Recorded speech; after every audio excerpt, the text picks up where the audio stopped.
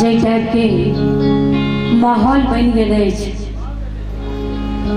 वही टाइप पर गीत एक और हम दोनों गोटे मिलकर सुनबे और प्रोग्राम के अंत दिस हम सब आबि गेल छी। गीत ओना पहिल बेर हम गाबि रहल छी, लेकिन एक गीत के थीम जखन हमरा माधव जी सुने रहथि तो नीक लागल।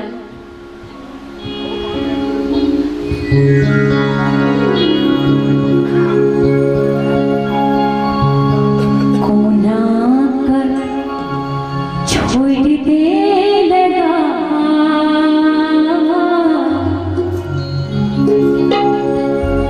कोना कर छोड़ दे लगा रे बउआ हमरा बना दे रे बउआ हमरा बना दे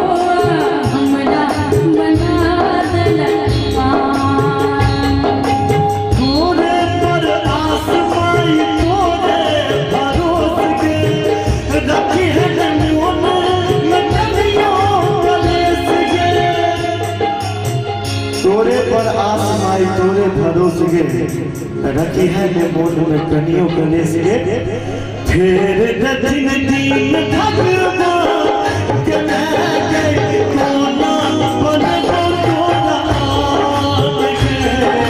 हमरा तोरे छेड़ा के मैं कोना बनबो कोना। हम सब गावल सब तरह गीत गबै छी जय माधव के हम सब और मंच पर पछलुआ बन बन कर देखने छलिए।